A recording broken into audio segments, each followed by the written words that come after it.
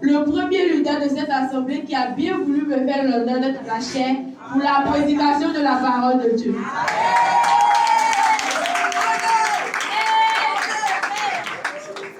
Sans plus tarder, nous allons prendre notre Bible dans le livre de Proverbes, précisément dans l'Ancien Testament, le chapitre 19, verset 20.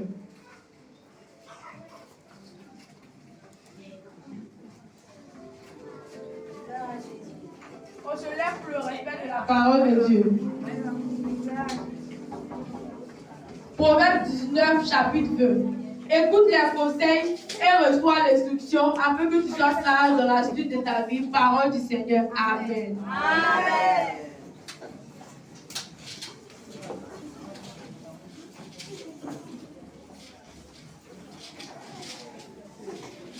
Le passage soumis à notre étude est extrait du livre des Proverbes du roi Salomon, ce qui implique une période de rédaction du 10e, du 5e, voire même du 7e siècle avant Jésus-Christ. Il s'agit de dictons, d'avertissement et paroles de sagesse en rapport avec l'expérience humaine. Le verset que nous venons de lire a été écrit par Salomon, le roi d'Israël. Il était fils du plus grand roi d'Israël, c'est-à-dire David. Le Seigneur a donné une sagesse à Salomon, plus qu'aucun homme sur la terre. Salomon utilise l'impératif pour donner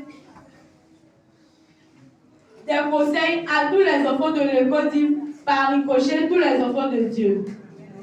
Nous allons définir les mots-clés du thème. Obéir.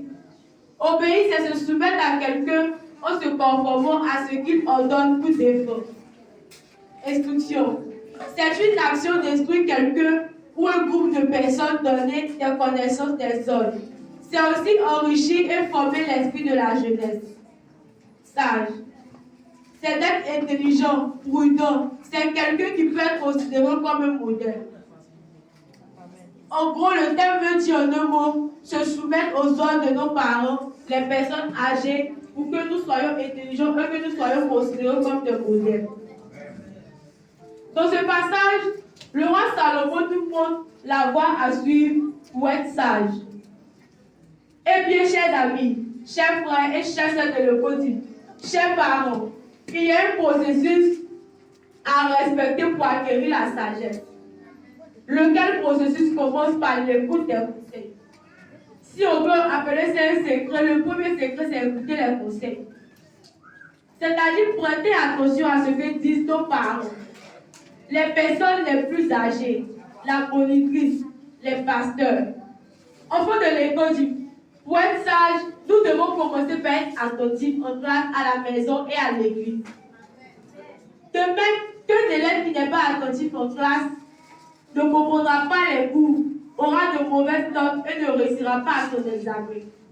De cette même manière, un enfant qui n'écoute pas ses parents, les personnes âgées, la monitrice, l'écoute est la base de sagesse. Pour cela, nous allons prendre Proverbe 1, verset 5.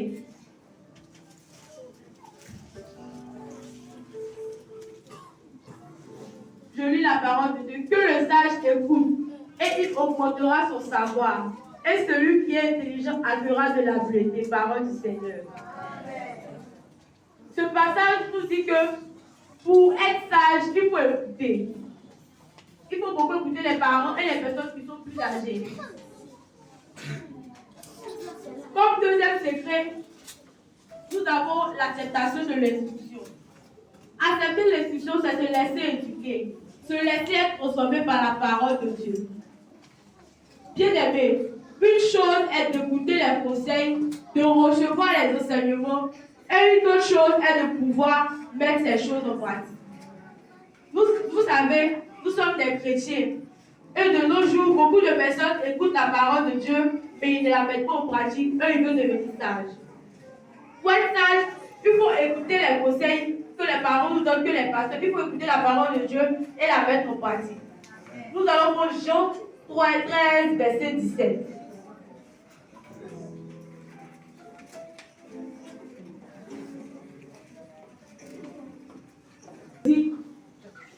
savons des choses, mais nous ne les mettons pas en pratique. Et cela n'est pas bien pour être sage. Il ne sert à rien d'écouter les conseils et de ne pas les mettre en pratique. Nos comportements, nos caractères doivent laisser transparente l'éducation que nous avons reçue de nos parents à la maison, de nos dévotiers à l'école, de nos pasteurs, de la monitrice. Nous ne devons pas nous rebeller contre eux. Acceptons qu'ils nous éduquent les bonnes manières. Aucun parent ici ne va éduquer son enfant sans la parole de Dieu. Si nous nous comportons mal, c'est parce que nous refusons d'écouter la parole de Dieu, de les mettre en pratique et surtout de les mettre en pratique ce que nos parents nous demandent. Nous refusons de mettre en pratique ce que nos parents nous demandent. Comme exemple, en classe, on nous transmet le savoir de façon théorique. Quand le professeur donne les exercices d'application et que nous refusons de faire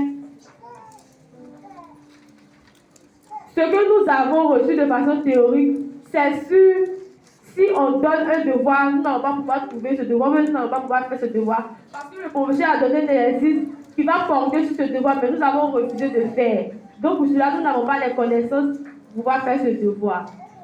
Ce qui veut dire que si nous écoutons les conseils sans les mettre en pratique, nous ne deviendrons pas sages, mais nous deviendrons plutôt insensés. Ce matin, le roi Salomon nous montre que pour acquérir la sagesse, il ne faut pas dissocier ces deux éléments. Nous allons prendre Proverbe 4, verset 1.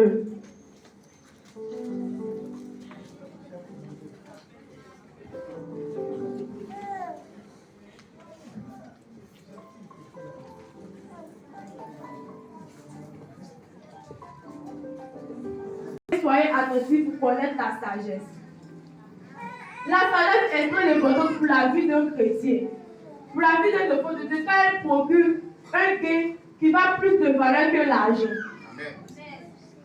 Elle donne la longévité, la richesse et la gloire. Et le cas de Salomon en dit plus. Nous allons comprendre Proverbe 3, verset 13 à 10.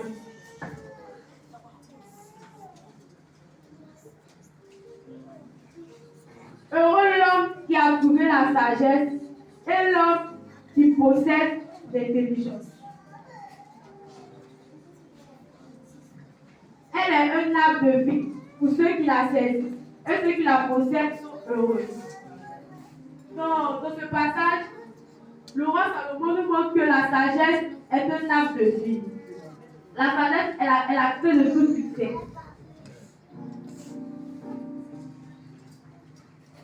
En tant qu'enfant de Dieu, nous devons rechercher la sagesse qui est assimilée à notre vie, à notre Seigneur Jésus-Christ. Celui qui écoute sans mettre en pratique ne peut pas être sage. Et celui qui n'écoute pas ne peut pas avoir les instructions à mettre en pratique. Donc, il ne peut plus devenir sage. Pour conclure, si le verset 18 s'adresse au Père, ce verset veut exhorter le Fils.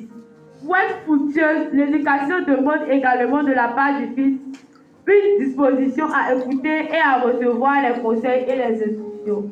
Bien-aimés, si nous voulons réussir à l'école et travailler un jour dans la vie active, cherchons la sagesse. Si nous voulons avoir la gloire et la richesse, cherchons la sagesse. Enfin, si nous voulons avoir longue vie et prendre soin de nos familles, cherchons la gloire. Que Dieu nous bénisse.